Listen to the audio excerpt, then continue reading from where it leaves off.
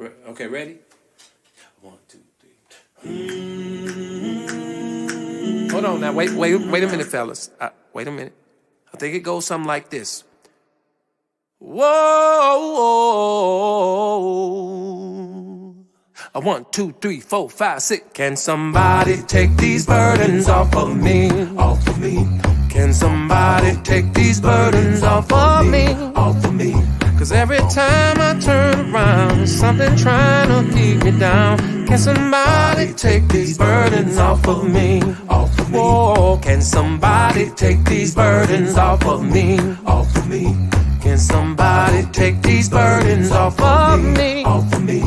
When I look up, don't you know, burdens knocking at my door. So won't you come and take these burdens off of me? Off of me. Oh, come and take these burdens off of me. Off of me. Somebody come and take these burdens off of me. Off of me. Soon as I get up off the ground, my burdens knock me right back down. Can somebody take these burdens off of me? Off of me.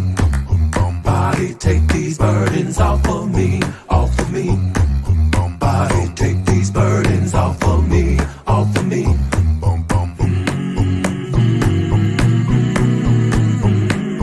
Somebody take these burdens off of me, off of me. Well, off of me, off of me. Oh, off of me, off of me. Well, off of me, off of me. Get them off of me, off of me. Come and break the chain. Come and break the chain. Off of me. Get it off of me. Off of me. Get it off of me. Off of me. I need somebody. I need somebody. I need somebody. I need somebody to get this burden.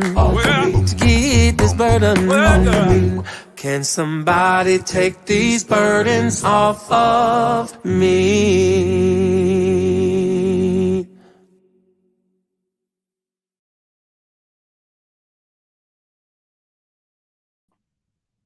Hey guys, I'm back. Hello everybody. I don't know where to start, guys. The report is out.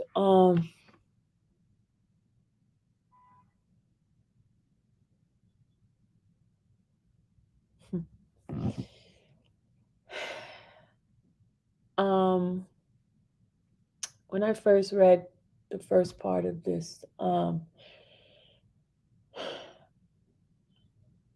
me and the ladies, we were in tears, guys. We were in tears because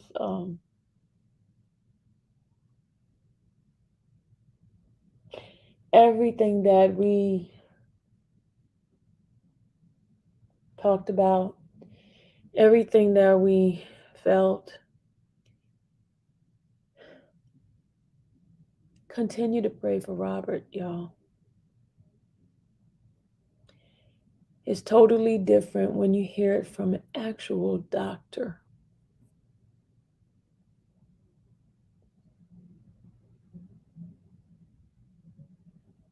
God is an awesome God. I just want to tell you how awesome God is. For this man to go through the stuff that he went through, and how magnificent of a gift God gave him, and how resilient he became. I thank God that he's free now. He's free. He's free.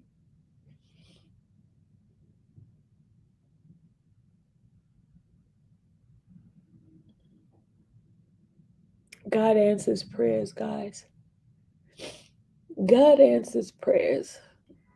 And I told everybody, I don't know if I can read it again because when you're reading those words and you can feel the pain that this man has gone through, the pain.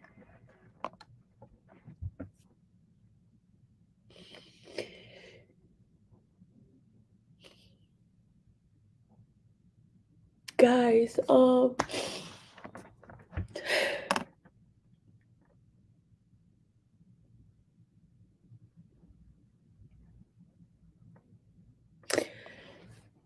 I'm gonna read it. I'm gonna read as much as I can for you guys. It hurts because You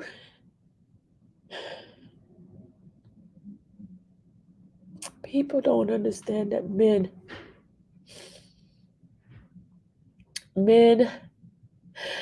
no, Miss Butter, it's he's free, as in he's free from the bondage that the enemy been holding against his head. He's free, that he's finally releasing what happened to him as a child. He's free from all the hurt. This baby was, this man guy's gone through so much, so much. The doctor did diagnose it as his intellectual ability where he stands. They did that. He was diagnosed, y'all. He was diagnosed. This man was being molested by his landlord for every week, guys. Every week.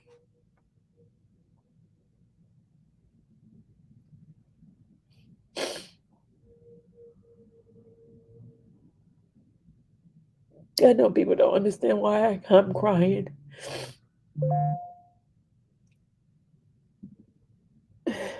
It hurts. It hurts because I, I actually met him, and when I met him, I said that he seems younger than me, and him and I are the same age, and he's older than me. Now I understand.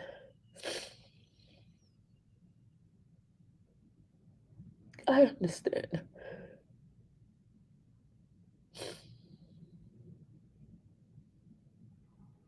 Oh God. Okay, I'm gonna try to read it. I'm gonna try to read it.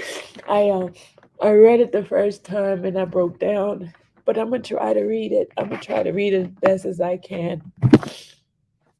I'm gonna try to read it because the pain that this man has gone through.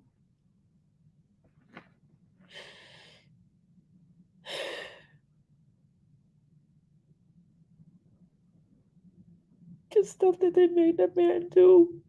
The stuff. The stuff they made him do. The abuse that he received. And I'm not. He even talked about the relationship, the Aaliyah thing. He never had sex with Aaliyah, but then she wanted to marry him. I'm gonna try to read everything to y'all. Yes, it's on Paces. Lady D is on Paces. Yes, it's on Paces. There's several pages. The doctor's diagnosis, everything is in there. They whited out the names of the person that abused him. He had a cousin that was abusing him, and the man was abusing him. His sister abused him. It started when he was really young, and his intellectual ability is not there. He talked about abuse he had with his mom. Okay, I'm gonna try to read this to you guys. I'm gonna try to read this to you guys. I'm sorry. You already know the type of person I am. When somebody's feeling pain, I feel the pain that they've gone through. And I heard that there's a letter from one of the young ladies. They wrote a letter, an apology letter to him. Okay. They used that man, y'all. They used him. They used him. They used him.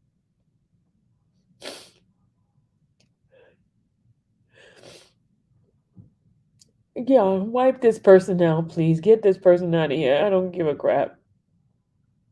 Wipe this person out. Yeah, get him out. Get him out. I got him.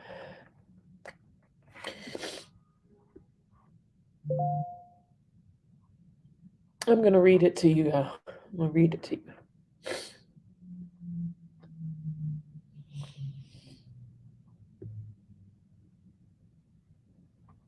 His,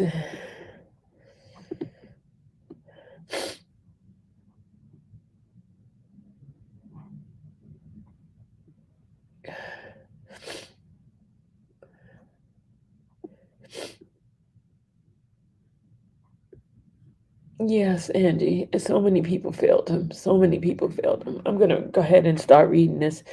I don't even know where to begin. I'm gonna read from the doctor's report. Hold on.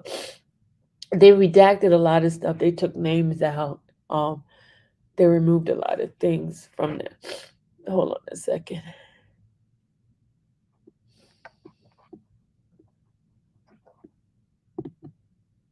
I'm gonna read as much as I can.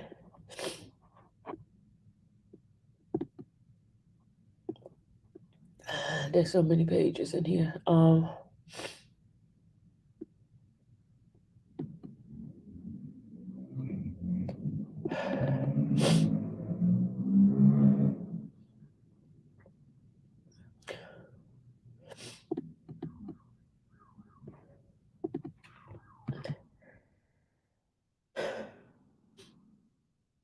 gonna start with I'm not gonna read Nicole's. I mean, Lord have mercy. I mean, Jennifer's part. I'm reading from the doctor's report. Just 1 second.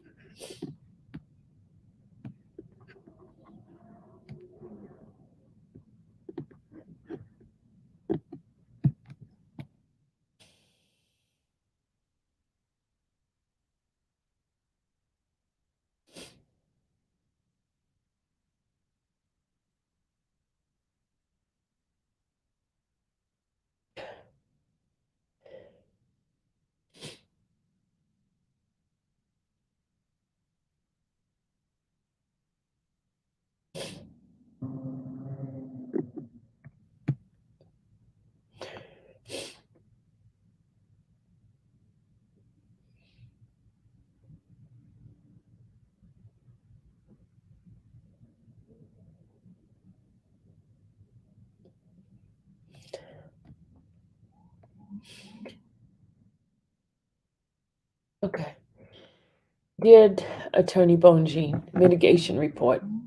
At your request, I have performed a psychiatric evaluation of Mr. Robert Kelly, date of birth August, I mean 1/8/1967, in order to provide an opinion regarding the following question. 1. Whether Mr. Kelly's history of childhood sexual abuse should be considered as a mitigation factor of his sentencing. Now, this was sent over to Miss Bogine from the Park Diaz Association forensic expert. They're forensic expert, okay? Because at the time of the evaluation, Mr. Kelly was 55 years old, divorced, engaged, black male, black man who was incarcerated at the Metropolitan Detention Center in Brooklyn, New York. He was found guilty of 9 criminal counts, including racketeering and violation of the Mann Act on September 27, 2021. These convictions included bribery, sexual exploitation of a child, and human trafficking. Mr. Kelly is awaiting sentencing on these convictions. Mr. Kelly is a singer, songwriter, and record producer who has earned multiple award nominations for his work, including 3 Grammy Awards prior to his arrest. He was residing at Trump Tower in Chicago, Illinois, with his living girlfriends at the time, Joycelyn Savage and Blank. Mr. Kelly was evaluated by doctors Daniel Mertel and Park Diaz. In addition to myself, I interviewed Mr. Kelly with Mr. Diaz on 3 separate dates. This report will address Mr. Kelly's history of childhood sexual abuse and his adult sexual behavior. Statement of informed consent. Prior to the interview, we informed Mr. Kelly that the information he provided was not confidential and that it would be used in preparing a report for the court. He was also informed that he did not have a doctor patient relationship with him. Mr. Kelly understood these limitations and agreed to proceed with the interview. Sources of the information. Clinical interview of Mr. Kelly on 5/24/22 and 5/25 at the Metropolitan Detention Center, 8029 Street, Brooklyn, New York, 11232, for 5 hours, 45 minutes, and 6 hours and 60 minutes, respectively. 2. Clinical interview of Mr. Kelly on 6/1/2022 via Zoom video conference for 2 hours. Records. 1. Chicago Public School record dated 9/8/1982. 2.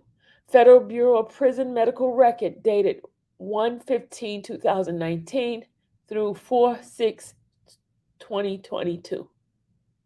U.S. District Court, District of New York, superseding indictment, CR 286 S3, dated 3/13/2022. 2020.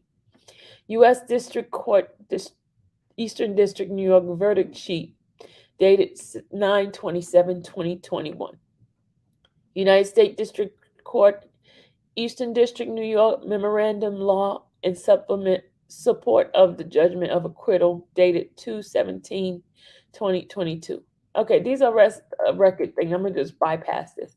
And also neuropsychological examination report signed by Dr. Mitrell, PhD, ABPP, dated 6/6/2022. The U.S. Department of Justice response to supplement motion of trial dated 4/11/2022. And then they have the logs. They got discovery log. They got the government list. Okay, the interview transcription. These are the people who they interviewed, as well as Mr. Kelly. They have Keith, Janet, Gregory, Angela, Reginald, Deborah, Larry, Robert, Carrie, and Bruce. And then it says media. They have the videos, media GX 3282930414243. And then they have the Surviving R. Kelly Series 1, Episode 1, The Piper of R&B, aired on January 2nd, 2009, 47 minutes. And then they have the book, Solar Coaster. The qualification of examiner. I am enclosed a copy of my curriculum vital, which states my qualification to perform this examination. Background. Mr. Robert Kelly was born January 8, 1967, in Chicago, Illinois, to Joanne Kelly. He never met his biological father and has limited information about his father. His mother told him that his father wanted her to have an abortion and left. Mr. Kelly was not aware of any difficulties his mother experienced with her pregnancy or delivery. He is the third of 4 children, having a younger brother, Carrie, 51, an older brother, Bruce, 58, an older sister, Teresa, 60. His siblings are maternal half-siblings, each having different father. The family grew up in housing project in the south side of Chicago, frequently moving because his mother was unable to pay the rent. Mr. Kelly described his household as hood headquarters, referring to the extended family and their partners living under one roof. During a significant portion of his childhood, he lived in a 3-story flat with his mother, stepfather Lucius, siblings, grandmother, great-grandmother, aunt, and cousin. Lucius was not the biological father of any of the children. Mr. Kelly is unable to read or write, but as far as he knows, he met other developmental milestones on time. He describes finance during his childhood as being poor. He said there were plenty of times we had no food. Mom would get into it with Lucius. He would work but drink and gamble. He'd be drunk and broke. They shopped at rummage stores for used clothing until Mr. Henry, a neighbor and a family acquaintance, came into the picture, and occasionally they could afford to shop at Kmart. Mr. Kelly identified his mother as his closest growing up relationship growing up. He describes the relationship as unbelievable best friend. His mother performed as a singer in a band called Six Pack. His early memories are attending his mother's band practices and performance. He said, I begged her to go with her. I'll sit there as my mother would perform and the crowd would love her. He tears down she tears down the place. She'd tear down the place. He later earned she later earned a certification in an EKG technician and worked in this position at a local hospital. He accompanied his mother every morning to the local McDonald's where he would order one coffee, three cream, six sugar, and one Danish to share because she couldn't afford more. He recalled his lipstick leaving the stain on the coffee and replacing his lip and placing his lip on the lipstick to drink coffee like her. She taught him about music, including slowing down songs by Stevie Wonder so he could learn them. Mr. Kelly was, by all accounts, a mama's boy. Mr. Kelly did not recall when his mother married Lucius because he always was there. He did not regard Lucius as a father figure. He liked Lucius because he made his mother happy and she loved Lucius. Then they blanked out the whole thing here and then said the frequent reason for arguments with Lucius failure to provide money for rent. And then they blacked out a whole bunch of stuff. Then it says both Lucius and his mother drank alcohol. Then they blacked out a whole bunch of that. His brother Bruce started a band which Mr. Kelly sang in. Mr. Kelly said he looked up to Bruce and wanted to be in the band, but Bruce was embarrassed because Mr. Kelly could not read or write. Their mother insists that Mr. Kelly be part of the band, so Bruce acquiesced, and then they blanked out the rest. His brother Carrie was nicknamed Killer after a character created by Geraldine Jones. He said his brother was very jealous of me and my mother's relationship. Mr. Kelly did not report a history of physical abuse or emotional abuse. His mother was the main disciplinary figure in the household. The typical punishment include anything from a switch to a tree branch to not being able to go out. He did not view this as punishment or excessive or abusive. Mr. Kelly described witnessing street gang violence growing up. He said there were plenty of time gang members ran up on us. He described a time a gang member told him and his friend to empty their pocket. One of his friends panicked and ran and subsequently was beat in the face with a whiskey bottle. Mr. Kelly was shot in the arm while riding his bicycle at the age of 14. Mr. Kelly said he was riding his bike at the end of the block when he was shot in the right arm. He does not recall actually being shot. He woke up in the hospital and was told the bullet was too dangerous to remove. At the time, he was told a gang member named Red shot him with a 22 rifle. At the time this interview, at the time at the time of this interview, Mr. Kelly said he did not believe Red was the shooter. To this day, he does not know who shot him. His mother died and then he blanked that out, in 1993 when Mr. Kelly was 26 years old. He did not know she was so ill until he saw her in the hospital one day on the day she died. Mr. Kelly said she passed, I would go to McDonald's all the time. I go there for hours in any McDonald's to smell the coffee. To me, the M stands for mom.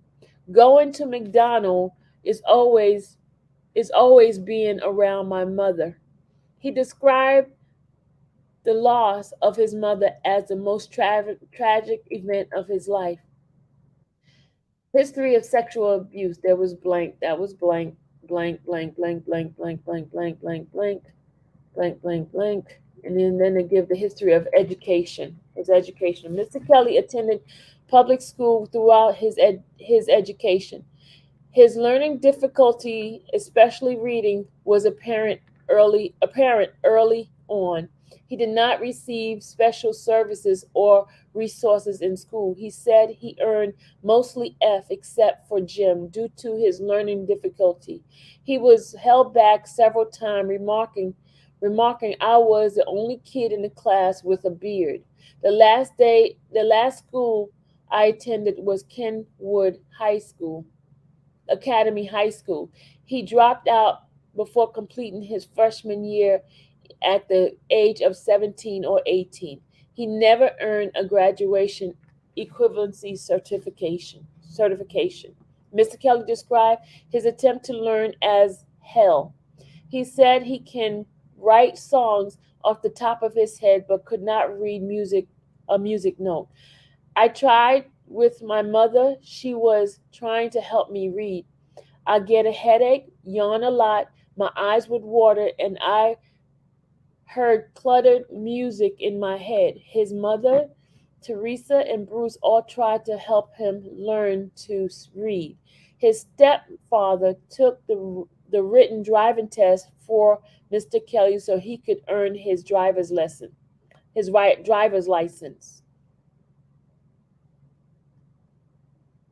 Since the age of 8 or 9, he heard a radio in his head each time he tried to read or spell. He would hear the radio anytime he tried to read or spell. They said it twice. And play chess. He described this as discovering my weirdness. He recalled being so scared, petrified when he was called upon to read by the teacher. He acted like he couldn't see and imagine he was home. He recalled peers laughing at him, and he described the experience as horrible and lasting forever. Mr. Kelly's experienced bullying until high school when he became recognized as his musical ability. He described himself as very shy and silent in class due to his fear of learn others would learn he could not read. He said, my mind would drift a lot. I'll try to disappear. And he was suspended once in grammar school after throwing a rock at a peer who regularly bullied him for his lunch money. He had one other physical altercation with a peer in grammar school, and he kicked a peer who had stolen his basketball fundraising candy. Mr. Kelly enrolled in Kenwood Academy at the age of 17 or 18. He was anxious to be in high school because he worried, I am going to do when what am I going to do when they find out I can't read? His first class was music, and he met Miss Lena McLean, a music teacher. He told she told him he was going to be a great musician. Miss McLean encouraged him to focus on music and quit basketball. He was initially upset at Miss McLean because he valued basketball, but he began to spend all of his time in the music room. He stopped going to classes and he would hide out behind the piano in the music room. During his year in Kenwood, Mr. Kelly began wearing black glasses. He stated, back then it was not a thing, it was weird. I was only I was the only guy who did that. I would walk down the hall with them. He described creating plenty of escape route to escape who I was. I was very uncomfortable in class. In order to perform at school talent contests, he put on dark glasses and pretend he was blind. I had someone to walk me on stage and I sang. The school contacted Mr. Kelly's mother to inform her that he was going to be expelled because he was not in class. Miss McLean learned of this. She told the school administrator that she would go to the news if they would expel him. Mr. Kelly said that she explained how Beethoven was deaf, Stevie Wonder was blind, and she made me believe I could be this great musician. She told me I had a gift. She filled me up with confidence. Mr. Kelly began performing in the streets and dropped out of high school without completing his freshman year. Relationship history. Mr. Kelly's first girlfriend was a peer age girl named Blank, who was the daughter of his mother's best friend. She was 8 or 9 years old at the time. He described the relationship as puppy love, playing boyfriend and girlfriend, always around each other. Blank died in an accident drowning when they were both 8 or 9. Mr. Kelly said they often went for a walk by the river and they reached by climbing through the holes in the fence despite the sign said keep out. One day she got too close to the water and the boys who accompanied them pushed Blank. Mr. Kelly stated that he was just being stupid. He was the bully of the crew.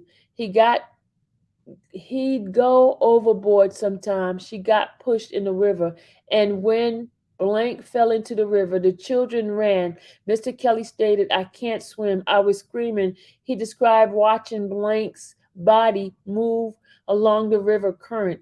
He ran home and later learned Blank died. Mr. Kelly said the image of Blank stayed in his mind until adulthood. As a child, he had nightmares in which he would be running to the banks of the river and Blank was floating down the water, moving up and down, screaming for her life. He would wake up crying. Over time, he described the nightmare changing and just dreams, memories of her. His next relationship was at the age of 9 with a peer girl named Blank, who he met when the friend family moved on 40 King Drive. They smooched under the porch and did not have sexual relationship. Mr. Kelly said he tried to do with her what he was seeing in the house, but she had no idea. I'd get embarrassed, and she did not want to do that. Mr. Kelly said he felt like a grown man my whole life. He wanted to kiss her, but she didn't know about other things. The relationship ended. He discovered Bruce on top of her. Mr. Kelly believed Bruce manipulated her, and she shied away and was embarrassed after that. His third relationship was at the age of 13 when he dated a girl named Blank who was 16 or 17. He recalled her mother telling him, that girl is too old for you. And Blank, thinking to myself, Blank, and there's a long blank here. Mr. Kelly described falling deeply in love with Blank. His first consensual sexual experience was with Blank. He panicked during his first sexual experience because he started to see blood. He later learned that after talking to his sister that Blank was menstruating and his penis was not bleeding.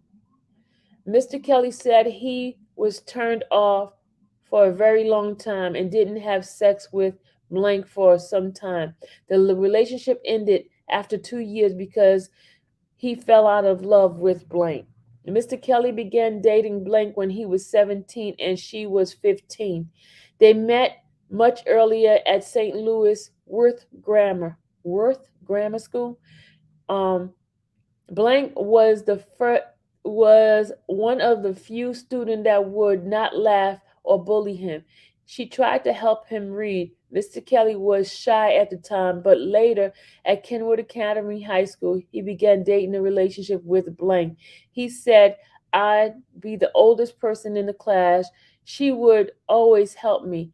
I cling to her. Blank encouraged him to perform in the talent show. She told him he was too shy and she suggested that to put on the dark glasses and act like he was blind. After the talent show, his high school experience changed. He said all the girls started screaming all of a sudden. I was famous, popular guy in school, high school, from that one talent show. He began cheating on Blank because all the girls was coming after me, even at unputity up girls. Unputity? Uppity? No, uppity. That's what he's saying. Uppity girls. Uppity, uppity, uppity, up girls. He said girls were going up to me. I was with girls even no, I was with girls in the bathroom. I would go to their house for sex. After dropping out of high school, he would live with Blank in her grandmother's basement and later rented an apartment with her.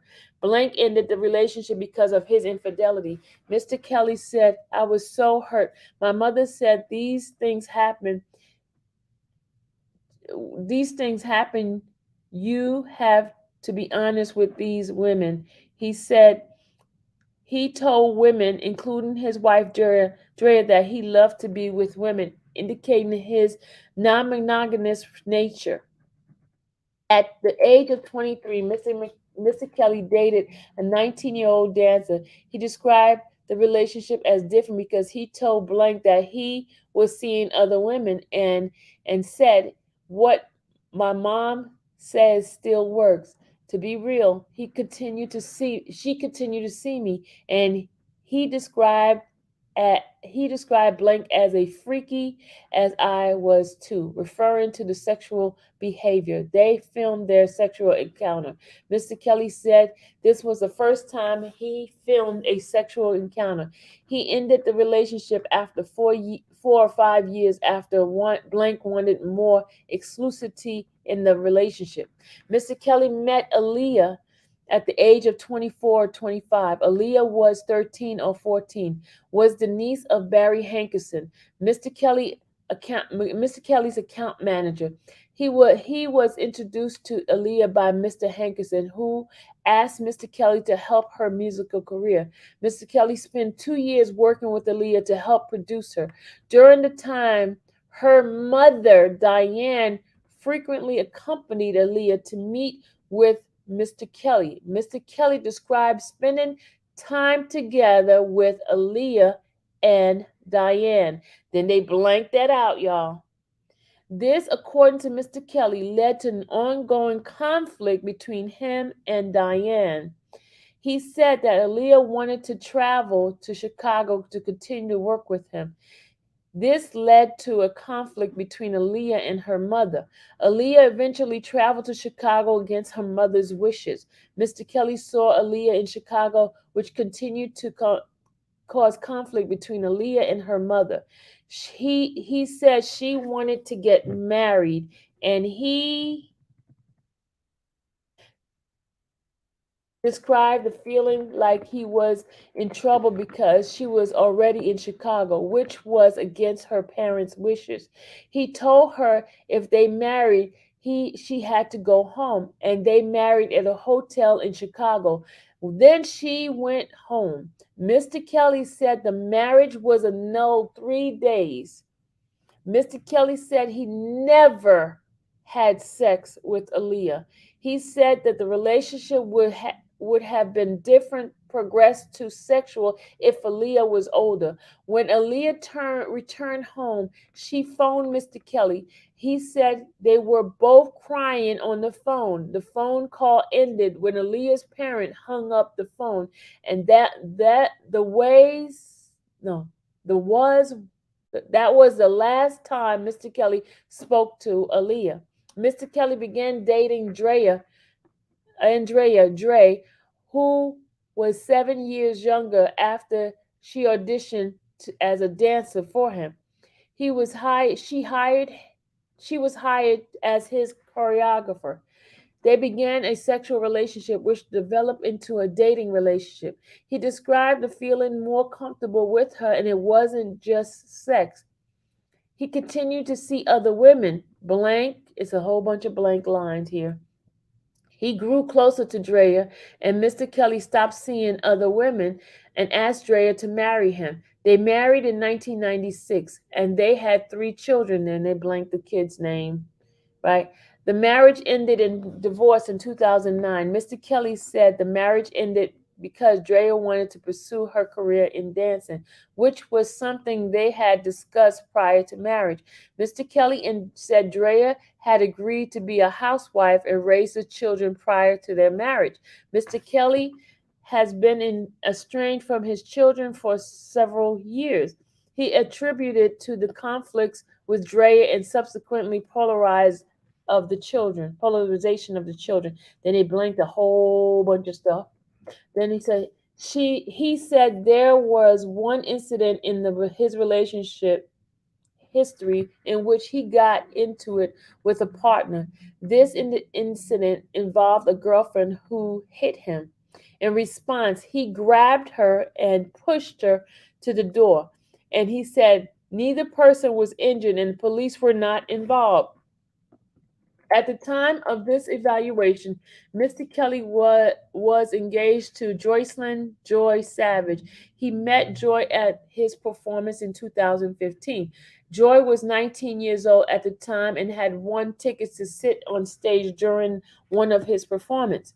They had a sexual relationship which developed into a dating relationship. Mr. Kelly described the relationship as growing closer, and they became engaged 3 years ago. At the time of his arrest in 2019, Mr. Kelly and Joy were living together. Blank was living at the same residence. Mr. Kelly dated Blank while dating Joy. His relationship with Blank, who he believed to be 18 when they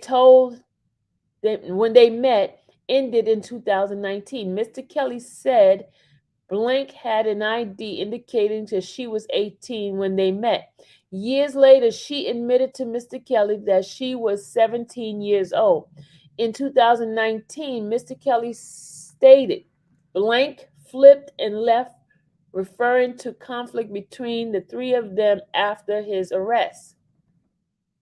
Religious history. Mr. Kelly grew up in the Baptist faith. He attended religious service every Sunday during childhood. Mr. Kelly continued to identify himself with the Baptist faith. Occupational history. Mr. Kelly has never sustained employment outside of his musical career. During one summer, he worked for a month for Miss McLean's friend who owned a popcorn shop. He first earned money for his musical ability when he performed on the street. He signed his first record contract in the early 90s. Medical history, they hid that. Family psychiatric history, they hid that. Legal history. Mr. Kelly legal history is known to the court is outlined in the pre-sentencing investigation report. Psychiatric history. Mr. Kelly described his childhood and adolescent history as fear and anxiety related to social situation which stems from his learning disability. He's experienced fear that would he would act in a way that would embarrass himself or reveal his inability to read. Growing up, he tried to avoid social situations due to this anxiety. He described wanting to disappear because he was embarrassed that others would learn that he could not read and call him a dummy. He also was teased for having a big booty. He was called girl booty, stripper booty. During his high school year, he wore dark glasses in school as a way to hide, feel hidden. And anxiety in society situation, and I'm sorry, in social situation gradually disappeared as he became confident and recognized for his musical talent. Mr. Kelly said, people started to love me. It gave me a sense of confidence. It was unbelievable. Like Peter Parker, a bit of the spider, a bit Peter Parker bit by the spider. It was what I needed. At the age of 8 or 9, the following death of blank, Mr. Kelly described the feeling of guilt and anxiety. He experienced nightmare and daydream playing over in his head, and of blank struggling in the river current. He avoided bodies of water, especially rivers where blank drowned. Over time, he described the nightmares changing to just dreams, memories of her. Mr. Kelly described recurrent feelings of shame related to sexual abuse. Mr. Kelly experienced flashback at which he identified as daydream related to the sexual abuse by they blanked out the person's name and they blanked a whole bunch of lines here. Mr. Kelly described a history of panic attack with the onset of his 30s. He present he presented he presented he to emergency room presented. Okay. He presented to emergency room approximately 6 times with panic attack. He described panic attacks as starting with his hand shaking, following by numbness in his thumb and an overall sense of fear. He also experienced swelling, palpitation, and difficulty breathing. At the time, he would become so anxious he could breathe and wonder where he could take another breath. He often contacted Dr. McGrath. He would call an ambulance or he would ask his security to take him to the hospital. The symptom typically lasted several minutes and often resolved in treatment provided on the ambulance ride. He was unable to identify any triggers of the panic attack. He experienced persistent worry and times about additional panic attack. Mr. Kelly was assaulted by an inmate in August 2020 while incarcerated at the Metropolitan Detention Center in Chicago. He awoke from sleep with an inmate starting kicking him in the face.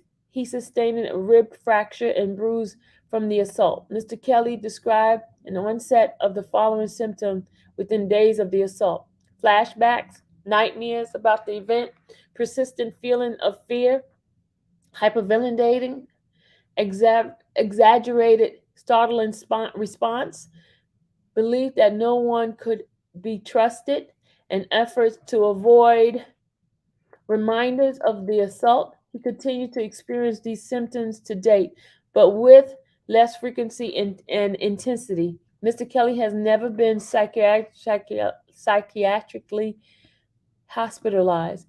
He has never experienced suicidal ideation or engaged in self injuries behavior.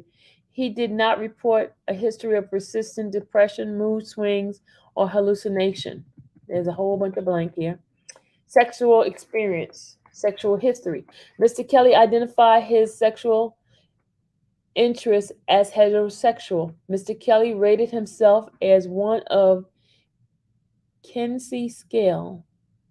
A score of 1 is defined by Kinsey as an overwhelming majority of sexual attraction, desire, fantasies, and activity with the members of the opposite sex, heterosexual. Homosexual experience are infrequent and largely experimental. Okay, so a whole bunch of blanks, y'all, a whole bunch of blanks. Mr. Kelly immersed himself in the church for the following this experience. He told Drea they were not having sex until marriage. He met with a former sexual partner and told them he found God and was no longer able to see them. For 1 year, he abstained from sex or masturbation. He began experiencing privacy concern as he noticed that he was being filmed attending religious services. To minimize his public exposure, he was assigned to a prayer warrior who met with him in his home. The prayer warrior and the pastor met Mr. Kelly regularly in his home. Over time, Blank became alone with in his house. Mr. Kelly said he started noticing her red lipstick and was drawn to her. He said she ended up jacking off. She ended up jacking me off, and that's when I started going backward and fell back into promiscuity. Mr. Kelly acknowledged the following significant social consequences related to his problematic sexual behavior: inability to sustain a romantic relationship because of sexual needs not related to the relationship, and inability to maintain a platonic relationship because of his first sexual urge, and estrangement from his children. An estrangement from his children. With regard to his children, Mr. Kelly stated that his sexual experience related to the conflict with his ex-wife and subsequently estranged from his children. Mr. Kelly has been diagnosed with herpes simplex 2, or genital herpes, which is a medical consequence of his sexual activity. He identified his sexual problem as interfering with his employment because of the impact of his legal consequences in his career. I received I reviewed Mr. Kelly's I reviewed with Mr. Kelly the diagnosed criteria of each of the paraphilias as they outlined in the Diagnostic and Statistical Manual of Mental Disorder, DS5 text revision. Mr. Kelly did not report a history of sexual arousal from peeing or secretly observing unsuspected person who is undressing, nude, or engaging in sex. Mr. Kelly did not report a history of sexual arousal or exposure to his genital on unsuspected person. Mr. Kelly denied a history of sexual arousal from rubbing or touching up against an individual who is unsuspected on unconsenting. He denies his history of sexual arousal using wearing or collecting special article of clothing for sexual satisfaction. He did not report any sexual arousal to dressing in women's garment. Mr. Kelly identified his sexual interest in pubescent individual. He described his preferred body type as curvy and in shape. He denies a history of sexual urges and fantasies of having sex with children who has not reached puberty. He has reported he has never engaged in sexual behavior with any prepubescent individual, pre-adolescent. You know that. Mr. Kelly did not report a history of sexual arousal regarding harming someone or dominating or humiliation or non-consensual sexual behavior. He did not report sexual arousal from role playing, including domination or humiliation with consenting a partner. This role playing included sexual partner calling him daddy, spanking sexual partner, that dialogue which included derogating derogatory terms such as nigger, dumbass, stupid, goofy, or scat porn, and the use of extremity in sexual plays. He said blank, okay, he said blank, the one of his sexual partners showed him two white girls eating doo-doo. It grossed him out at first when ugh. It grossed me out at first, then turned me on. Blank made a video called Scat Sex. She did it for me. We've also done spanking, and it's a turn on. Mr. Kelly said he never asked anyone to call him daddy. He stated to me that that's cheating. He stated to me, this is what he told the doctor, that's cheating. Like, I never call myself the R&B king. People call me that. I'm not the first man to be called daddy by a woman. Some guys here, MDC, call me pops or unk. It's a hood daddy. I don't know. He did not report history of sexual arousal from being an object or domination or humiliation. He is not sexually aroused by using physical force or verbal threats to having sex with a woman, man, or children against their will. Mr. Kelly said it's a turnoff to make a woman do something, but it was a turn on when a woman wanted to do something to him to please him. Mr. Kelly described his history of consensual videotaping sexual act dating to his relationship with blank in his early 20s. He was sexually aroused to filming and watching the video. Over time, Mr. Kelly said he continued to videotape sexual acts because he loved it, but also because he did not want any woman to say he raped them or forced them to engage in sex. Mr. Kelly said he routinely kept such videos in a safe place in his room, the event that a woman would lie about the consenting nature of their relationship. Okay. Mr. Kelly does not have a history of online sexual behavior, including repetitive use of internet pornography or internet chat rooms or sex line. Substance abuse. Mr. Kelly did not report a history of problematic alcohol or drug use. He began drinking alcohol at the age of 18 when he occasionally drank wine coolers with friends.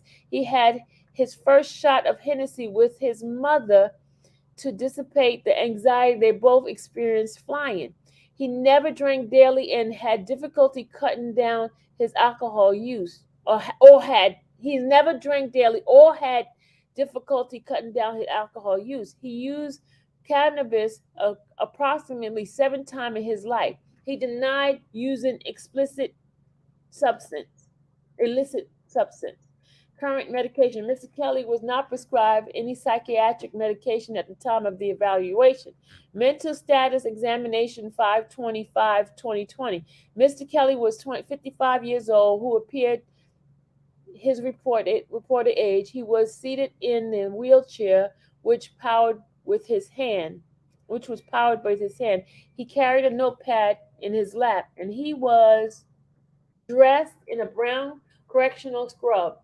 He wore non-prescription glasses, which he occasionally took off, and a face mask, which he frequently lowered to hang below his mouth. His hair was neatly trimmed with frontal gray. He wore a mustache and beard speckled with gray.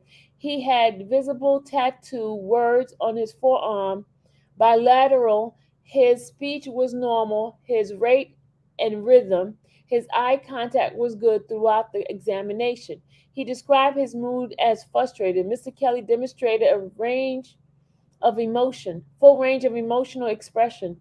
His thought process was logical and goal oriented. He reported no hallucination. He did not detect any paranoia or delusional. He reported no thoughts of wanting to harm himself or anyone else. Mr. Kelly was alert and orientated to the location and date. Mr. Kelly showed good concentration as he was able to remain attentive to questions overall of several hours. His short and long-term memory were not formal tested, but appeared to be good based on the collection and the content reviewed during the interview in our previous interview. Diagnosis and impression. Other specific paraphilic disorder in a controlled environment. The diagnosis of other specific paraphilic I don't know how to say that, disorder is used to refer to Mr. Kelly's history of hypersexual behavior lasting greater than 6 months period of time, which with resultant clinical significant distress and impairment in social or occupational function. The diagnostic criteria as the outline in the DSM-5 for this category applies to a presentation in which symptom characteristic of paraphilic disorder which as hyposexuality that causes clinical significant distress and impair in social, occupational, and other important areas of functional predominant but do not meet the full criteria for any of the disorder of the paralytic disorder diagnostic class. Mr. Kelly meet the diagnostic criteria for other specific paraphilic disorder as evidence in the following. One, Mr. Kelly described his hyposexual sexuality, although not uniformly defined. Hyposexuality has been described as a pattern of recurrent, intense, excessive preoccupation and sexual fantasy, urges, and behavior that individuals struggle to control. Then it's all blanked out. Hold on. Number two, Mr. Kelly experienced significant personal distress related to his sexual drive. Number three, Mr. Kelly hypersexual behavior has a result in impairment in social and occupational functioning. Gotta keep going. Then the specifier in a control environment is applicable to Mr. Kelly because he has not met criteria for this disorder for the last 6 months while housed in correctional setting. I consider the diagnosis of pedophilia, given Mr. Kelly alleged history of sexual contact with minor. The diagnosis of pedophilia is used to refer to individual who experience recurrent intense sexual arousal, fantasy, and sexual urges, including sexual activity to pre-pubescent child or children, journaling age 13 or younger. I reject, here it goes, I reject the diagnosis because Mr. Kelly does not report a history of sexual arousal to pre-pubescent individual, and his sexual behavior has never involved pre-pubescent individual. I consider the diagnosis of sexual sadism given the government's claim that Mr. Kelly's sexual behavior includes sadism content. The diagnosis of sexual sadism required in the presence of a reoccurrence and intense sexual arousal from the physical and the psychological suffering of another person is manifested by fantasies and urges and behavior. I reject, you hear this? I reject the diagnosis of sexual sadism because Mr. Kelly does not report a history of sexual arousal from the physical or psychological suffering of another. None of Mr. Kelly's sexual behavior includes sexual gratification from a physical or psychological suffering of a sexual partner. In addition to the focus of this report, the following additional diagnoses are made. The diagnosis of specific learning disability, an outline of DSM-5TR, is based on Mr. Kelly's history of difficulty learning and using academic skills as indicated by difficulty with reading, spelling, written expression, and mathematical reasoning beginning in the early school age. These difficulties are outlined in neurological examination report signed by Dr. A. Mantrell, DHD, PhD, ABPP, dated 6/6/22. Panic disorder. The diagnosis of panic disorder outlined in the DSM-5TR is based on Mr. Kelly's history of recurrent panic attack and persistent worry about additional panic attack. Post-trauma syndrome disorder, PTSD. The diagnosis of PTSD as outlined in the DSM-5TR is used to refer the onset of the psychiatric symptom following the trauma of being physically assaulted. Mr. Kelly described the onset psychological symptom, namely intrusion symptom and avoidance behavior, and marked altering altercation or arousals following an assault in August 2020.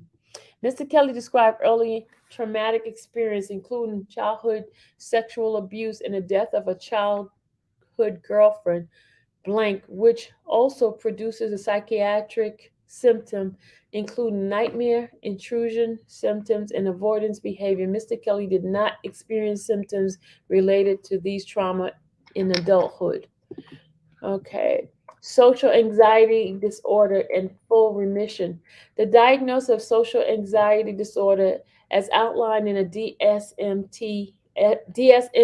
5-TR, is used to refer to the anxiety related to symptoms Mr. Kelly experienced in childhood and early childhood. Mr. Kelly described his history of marked fear and anxiety about social situation in which he was exposed to possibly scrutiny of others. He predominantly experienced fear and anxiety in setting in which his learning deficiency might be exposed. As a result of his fear and anxiety, he avoided social situation. The specifier in full remission refers to the absence of symptom for more than 6 months. Mr. Kelly has not experienced symptom of social anxiety since his early 20s. Opinion. I was asked to address the following question: whether Mr. Kelly's history of childhood abuse should be considered as a mitigation factor for his sentence. I first addressed Mr. Kelly's history of childhood sexual abuse, and it's all blanked out, y'all. A. Mr. Kelly wrote about being sexually abused repeatedly for years by the older family who lived in the household. In his autobiography, Roller Coaster, in the chapter entitled Women in the House, My Household. B. Carrie Kelly, Mr. Kelly's younger brother, said in his telephone interview with Mr. Alexander, 5/27/22, P4, page 4 in the transcript, that he believed Mr. Kelly was sexually abused. C. Miss Keith Covert, Mr. Kelly's childhood friend, said in a telephone interview with Dr. Alexander, 517, in the page 4 of the transcript, Mr. Kelly told him later, blank. Okay, that's blanked out. Number 2, Mr. Kelly said he was sexually abused. Blank is name, the people name and stuff is removed. A. Mr. Kelly refers to the abuse by blank in the autobiography, Roller Coaster, in the chapter called Mr. Blue, entitled Mr. Blue. Keith Covert said in his telephone interview with Dr. Alexander on 5/17, he learned that Bruce Kelly, he learned from Bruce Kelly, blank, that they blanked that out, y'all. Reginald King, Mr. Kelly's childhood friend, said on a telephone interview with Dr. Alexander on 5/23, page 8 on the transcript, he referred to blank and got robbed at some point. Blank. Okay, they blotting all these people's names. Said that his telephone interview that missed with Dr. Alexander on blank, page 6, transcribe, tried with all three of us, referring to sexual abuse. They don't know who it is. All three of them. So all three of them, that would mean all three of the boys? Oh, I don't know. Bruce Kelly, Mr. Kelly's older brother, said on a telephone interview with Dr. Alexander on 5:30, as page 6, Robert was abused by blank. There's a whole bunch of stuff that's hitting on this one. Next, I addressed the relationship with Mr. Kelly's childhood history of sexual abuse and his adult hypersexual behavior. It is my opinion, with reasonable medical certainty, that Mr. Kelly's history of childhood sexual abuse contributed to his adult hypersexual behavior. The following evidence support this opinion. 1. The scientific literature supporting a pathway from a childhood sexual abuse to adult hypersexual behavior. A. Child sexual abuse has been implicated as a potential precursor to compulsive and hyposexual behavior. Research Researchers has theorized, I can't say the word, that a distorted understanding of sexuality that results from a childhood sexual abuse can lead to abnormal sexual behavior in adults, such as hyposexuality. B. Systematic literature reviews have found a significant association between childhood abuse and compulsive and hyposexual adult behavior. C. Report of childhood sexual abuse in individuals seeking treatment for sexual addiction are higher than reported of childhood sexual abuse in general population. D. Childhood sexual abuse has been correlation with high risk sexual behavior, including a number of sexual partner, unprotected sexual intercourse, early engagement of sexual activity, and prostitution. 2. Mr. Kelly described the link between his childhood sexual abuse and adult sexual behaviors. Lastly, I address whether Mr. Kelly's history of sexual abuse should be considered as a mitigation factor in a sentencing hearing.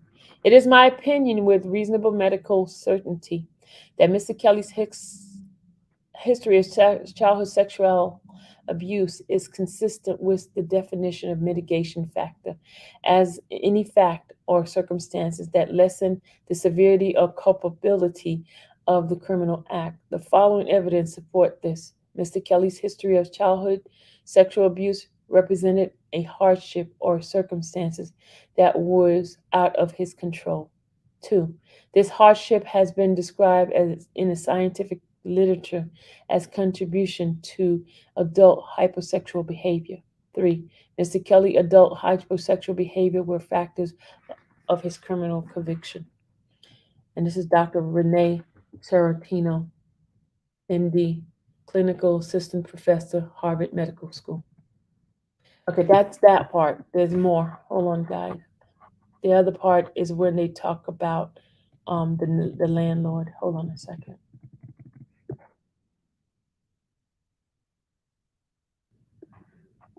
Okay.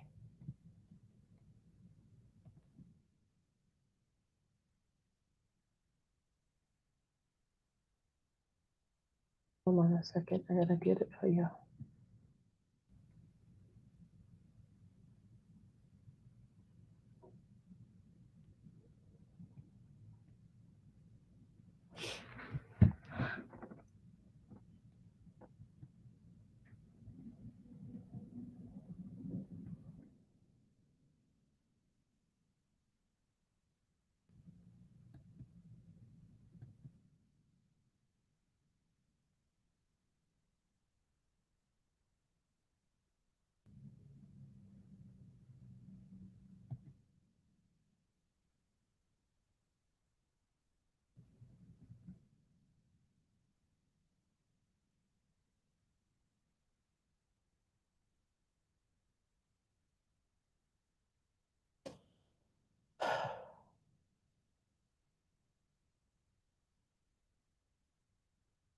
You need a break from me for a minute?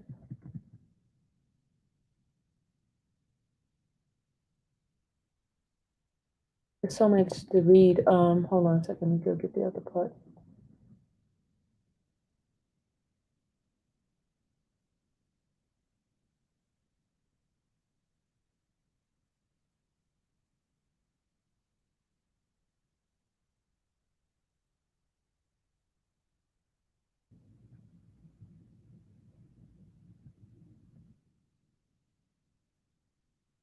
Just hold on a second.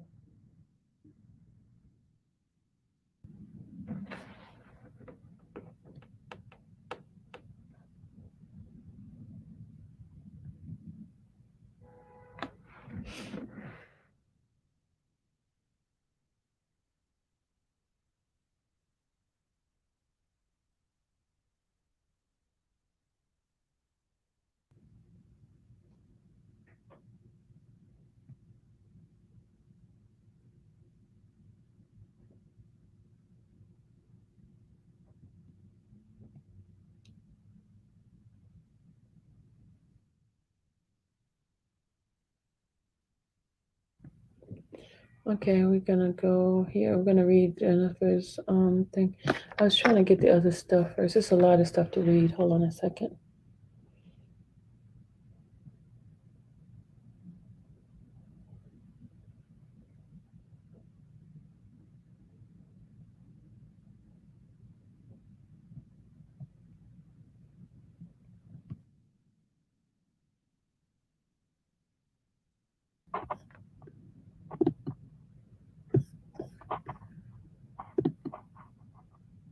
Okay, just one second. Can I help?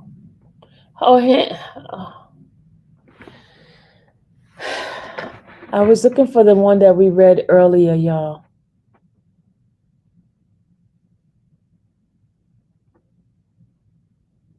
Uh, okay.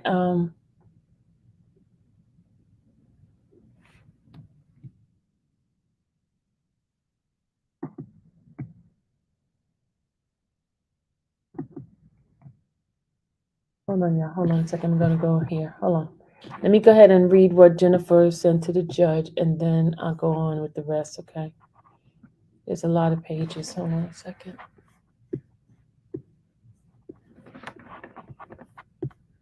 Yeah, guys.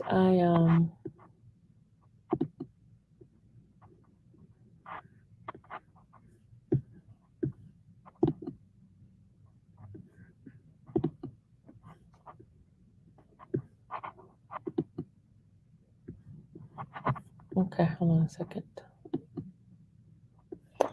All right. Let's go. We're gonna go into the next one here.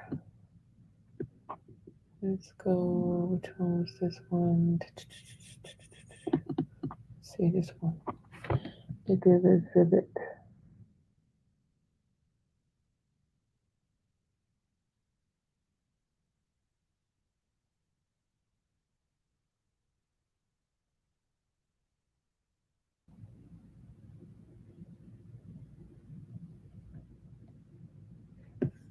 Hold on a second. You gotta go close that one out.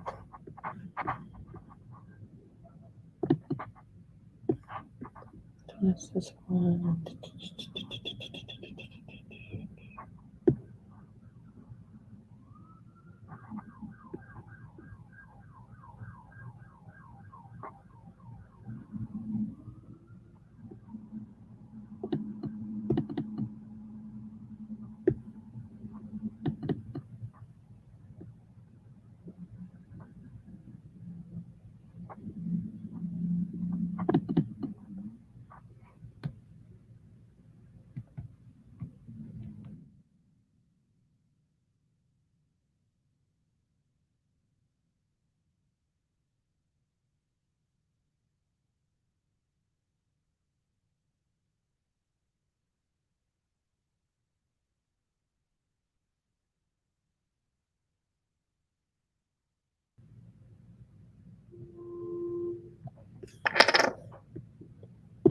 All right, let me start reading this one. Dear Judge Donnelly, defendant respectfully submit this letter in connection with the defendant's sentencing hearing currently scheduled for June 29, 2020. Defendant has already submitted a sentencing memorandum that addresses defendant's position that guideline ranges for his conviction 168 to 210 months. After consideration of all the factors and set forth in 18 U.S.C. 3553, defendant contend that the sentence that exceed 10 years imprisonment would be greater than necessary to address the proposed sentencing in the unique case. Background. The government argues for a sentencing that exceeds 25 years imprisonment. A sentence 25-year sentencing is a tantamount to a life sentence for the defendant who is 55. Although the defendant has been convicted of a serious offense, there are far more to the picture than the government allows. Defendant's conviction involved four victims who describe conduct that is simply not deserving of de facto life sentence. Importantly, defendant represents significant mitigation evidence detailing two reports prepared by Dr. Park Diaz and Dr. Renee Sorrentino and support further by collateral sources, and supporting letters. The report explores inter alia, defendant traumatic childhood, including evidence of severe history of sexual abuse by family and non-family members. Defendant's history and characteristic weighs in favor of more lenient sentencing than proposed by the government. Because 10-year sentencing would serve the legitimate purpose of sentencing, defendant urges the court to impose a sentence not exceed 10 years imprisonment. Argument. A sentence to exceed 10 years imprisonment is more than necessary comply with the proposed sentencing. Defendant respectfully asks the court to sentence the defendant to a term less than 10 years imprisonment in light of all the relevant factor, including the nature and the circumstances of the offense, the history and the characteristic of the defendant, and the need for the sentencing to reflect the seriousness of the offense, to afford adequate deterrence, and to protect the public for future crimes by the defendant. A. Legal standard. A district court should begin all sentencing proceedings by correctly calculating the applicable guideline range, which should be the starting point of the initial benchmark. Gallup versus United States 552 is a case law. After purported calculation, the sentencing judge considered the 7 factors set forth by in 18 USC 533, the nature and the circumstances of the offense and the history and the characteristic of the defendant, the full legitimate purpose of sentencing as set forth, the kind of sentencing available in the applicable guideline range itself in the relevant policy statement by the Sentencing Commission, the need to avoid unwarranted sentences disparaging among the defendant, and the need to provide restitution to any victim. 18 USC 3553, and then it goes on and gave a case. In determining the appropriate sentencing, the statute directs the judge to impose a sentence sufficient but not greater than the necessary to comply with the purpose of the sentencing, which are A. To reflect the seriousness of the offense, to promote respect for the law, and to provide just punishment for the offense. B. To afford adequate deterrence for criminal conduct. C. To protect the public from further crimes and defendant. And D, to provide the defendant with the needed educational and vocational training, medical care, and other correctional treatment that most effective manner. In 18 USC 3553 analysis. Number 1, the nature and circumstances of defense. While it is true that the defendant has been convicted of a serious offense, defendant rejects the government contention that he committed these crimes as part of calculation and methodological enterprise, using the platform as a larger than life musical persona and his deep network to gain access to teenagers. Notwithstanding the government's success effort in overwhelming the jury with the excessive bad act evidence disguised as evidence relevant to the means and method and non-existent enterprise, defendant was convicted of abusing 4 young women: Stephanie 17, Geronda 16, Jane 18, Faith 19. The conduct was unrelated. Sporadic and despair over the course of 2 decades. While the undebatable, the juror found the defendant guilty of serious crime, and the government portrayed the defendant as a monster preying on young teenagers, is neither accurate nor fair. First, defendant was convicted of a single count of sexual exploitation, Stephanie, stemming from the isolation occurrence in 1999. The conviction was based on entirety of her uncorroborated claim that she was 17 when the defendant video recorded her in a sexual encounter.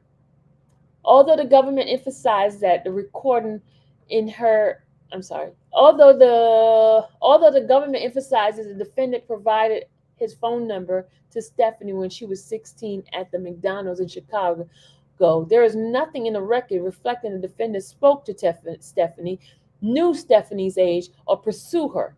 Indeed, it was Stephanie who later sought the defendant, eventually contacted him, and agreed to engage in some consensual sexual relationship with him. In any claim the defendant enticed Stephanie or lure her into a relationship is unsupported by the record.